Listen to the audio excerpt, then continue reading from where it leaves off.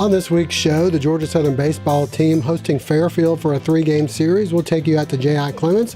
And also, the Georgia Southern men's and women's basketball teams wrap up the regular season at home. We'll preview their big games, all that and more, as we welcome you inside the Eagles Nest.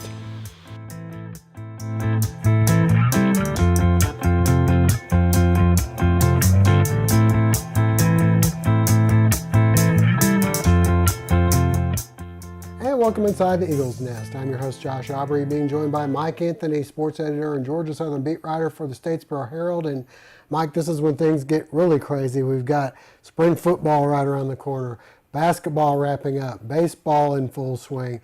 We have golf, we have softball. You name it, the sport's probably going on right now. March is quickly approaching. Let's begin with basketball as they wrap things up. And the guys, looks like they could fall anywhere from third where they are right now to sixth, and the women are probably locked into one of the bottom spots. Yeah, the girls have struggled this year. It looks like they're headed for the 11 seed. It could be the 12 seed depending on how things shake out this weekend. They win the one tiebreaker that they have, but a rough year for them. They'll have to play in the early rounds. The top 4 seeds all get a bye through into the, quarterfinals of the tournament. No such luck for the Eagles. They'll have to play their way in. Maybe things will turn around. They've been looking a little more competitive, but just not enough in the tank this year against most teams in the Sun Belt. As for the guys, we've been saying it for 2 weeks that it's too jumbled to really predict what will happen. And you heard Josh, third through sixth is where they're looking at. The only thing that's guaranteed is if they win both their games this week, they will have that 3 seed. A couple different ways that they can end up with a 4 seed, but either way, that's where they want to be at the end of the weekend, locked in either that 3 or 4. Yeah, right now they're third by themselves, but the 2 games that they've got coming up, they've got Troy and South Alabama.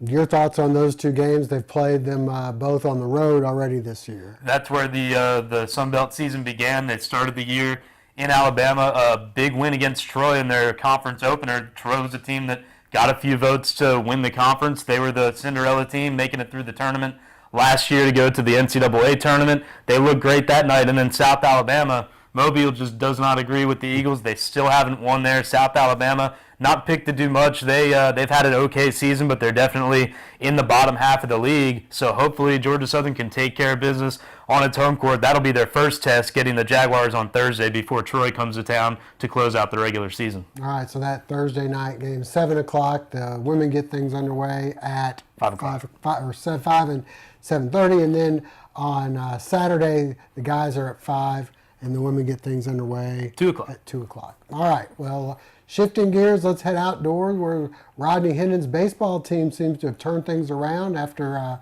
going 1-3 their first 4 games. Now they've won 4 in a row, and right now Eagles rolling. They started with a 3-game sweep at Fairfield, and then they're continuing their Southern Conference games this week as they have the Citadel on Tuesday, College of Charleston on Wednesday, and then they'll host Elon for 3 games Friday, Saturday, and Sunday. Yeah, you can never expect a sweep even against a team from Connecticut who hasn't been able to be outside much. They were playing their first 3 games of the season, but it's always nice to get one. That's what Georgia Southern was able to do, bouncing back from a couple of rough games against their in-state rivals. And I know we talked about last week, the bullpen was really the issue. They got themselves into trouble. They let a few games get away. The bullpen still maybe a little shaky. It has most to do with throwing strikes. The hard hit balls really didn't appear against Fairfield. The Eagle pitchers, for the most part, whether they're starters or relievers, doing a good job of missing bats. It's just missing the strike zone that's an issue sometimes, but they seem to turn that around against the Citadel, always a strong squad. They beat them 9-3, looked a little more routine, and hopefully these pitchers, because there's a lot of young ones, they've gotten the jitters out, they've had a chance to be on the mound in a big situation or 2. Maybe they're settling into things. All right, well, we had a chance to be out there at J.I. Clements. Let's get out and see some highlights from their 3-game series against the Fairfield Stags. Georgia Southern Eagles hosting Fairfield in the first of 3. Brian Eichhorn on the mound, a solid outing. He'd finished with 8 strikeouts and 6 innings of work. The Eagles down 2-0 though, looking for some offense. Matt Anderson with the fly ball to center. This one will bring home Mason McWhorter, and it's 2-1. Later, Jason Swan, the batter, and he singles into left. Stephen Curry comes home, and the Eagles would come back to win this one by a final count of 4-3. So we move on to game 2, taking place on Saturday, and another beautiful day for baseball. Runners on first and third. A strikeout, but the double steal in effect. Mitchell Golden scores, and it's 1-0. More from the Eagles. A single up the middle by Johns Hamilton. Jackson Fagg scores to make it 2-0. In the third, Mason McWhorter comes through with the RBI single into center. Here comes Jason Swan to make it 3-0 Georgia Southern.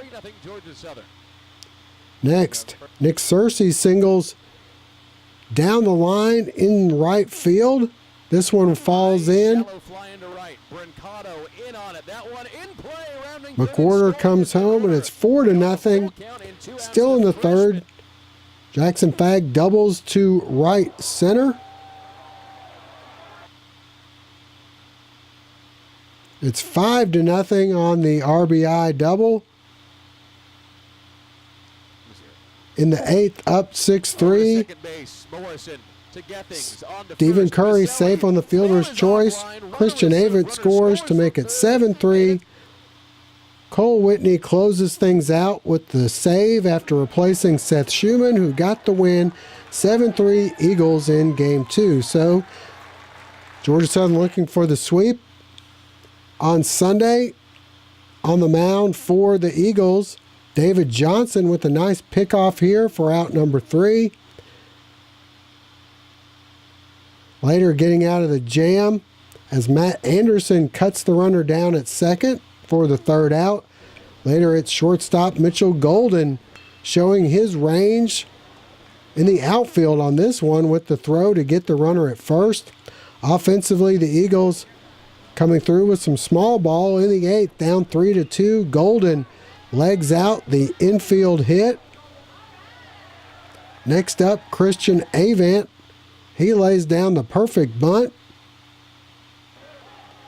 And late on the throw, he's safe. And then it's another bunt. This time it's Mitchell Golden with the honors.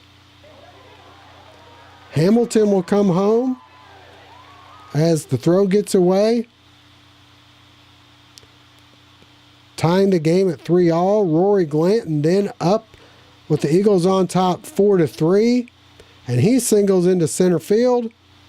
And Georgia Southern completes the sweep, winning 8-5.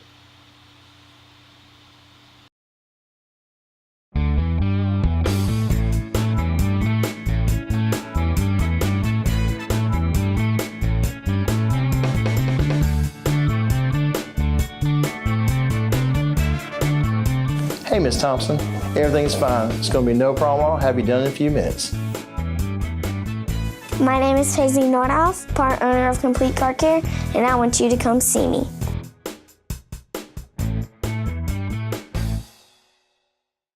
Next up for the baseball Eagles at home at J.I. Clemens as they'll host Elon Friday, Saturday, and Sunday. Well, Mike, before we go, a couple other sports going on, a couple teams that are doing pretty well. The softball team for Georgia Southern under their new head coach rolling right along. They're 10-4 on the season and picked up a couple of big wins against some fairly well-known schools, Illinois State and Maryland, a couple of big wins on the road in some tournaments. Yeah, the Eagles proved that they could get it done at home at their own tournaments, and now they go on the road. It's always a challenge to play all those games packed into just a weekend, but they proved that they can stick with people. You know, number one team in the country in Florida, a little bit of a different animal, but now they get a chance to jump right back into things. This week they hit the road for another tournament, this time going up to your old stomping ground. That's right. They're going to be taking on Lipscomb up there in Nashville. And as for the Georgia Southern golf teams, the guys in Aiken coming up, I believe next Monday, Tuesday, The women just finished up in Kiowa. Started off rough, but then kind of turned it on a little. Yeah, and at Kiowa, I don't know if you've ever played there, but when the winds get going, the scores can really get going.